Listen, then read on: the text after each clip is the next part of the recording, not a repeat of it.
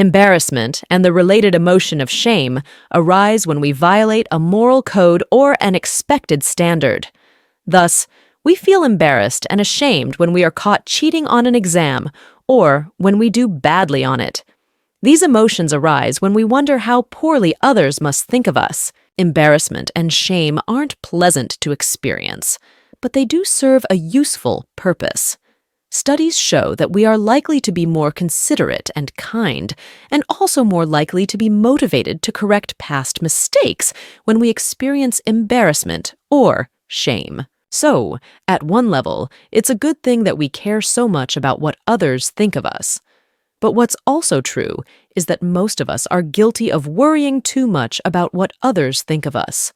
Studies show that we consistently overestimate how much and how badly others think about our failings. An unfortunate consequence of this is that we are far more inhibited and far less spontaneous and joyful than we could be. The question here is, how do we avoid worrying about what others think of us? Here are 3 rules that can help overcome this. Number 1, operate from other-centeredness. There's a good reason we worry about what others think of us. We want to be in their good books so that we can develop and nurture our relationships with them. Our worrying about what others think of us stems from the fear that we may be bereft of friends or intimacy. This fear can, in some instances, be useful. As I mentioned earlier, embarrassment and shame can motivate us to behave in a more considerate or appropriate manner, increasing the chances that others like us.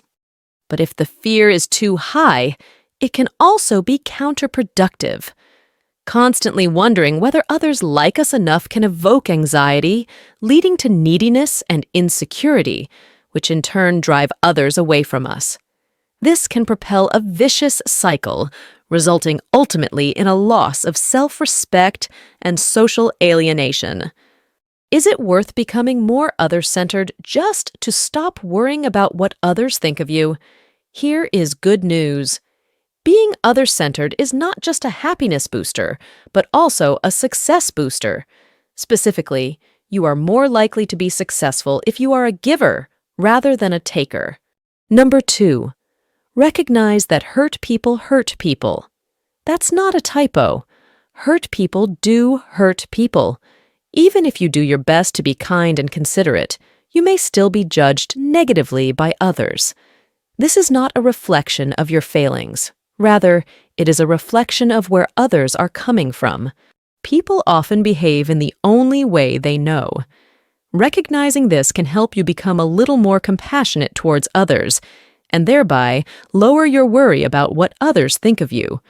That said, however, this principle of discounting the negative judgments of others should be applied with caution. As we know from numerous findings on the self-serving bias, it's easy to blame others for one's own failings. So, you will want to make sure that you aren't brushing aside your real shortcomings just to make yourself feel better. It's important to be brutally honest with yourself. Was I truly considerate and kind? Or, am I being delusional about it? Number 3, develop attentional control. Sometimes you may realize that others' negative judgments of you are justified. You simply screwed up. But that doesn't mean that you have to wallow in embarrassment and shame forever. Attentional control is what it sounds like. Being able to control what you pay attention to. It involves practicing the ability to direct your attention to those things on which you wish to focus, and away from those things on which you do not wish to focus. Perhaps the best way to practice attentional control is through mindfulness. Although mindfulness does not work for everyone, it is still a very powerful way of developing attentional control. The one downside to mindfulness is that it can take quite long, a few weeks at least, to start seeing progress. But we think the time is well worth it, and the sooner you begin, the better off you are. Another side benefit of mindfulness is that you develop greater self-awareness, which can be useful in preventing self-delusion. If you don't find mindfulness palatable or useful, there is an alternative for developing attentional control, plunging yourself into action.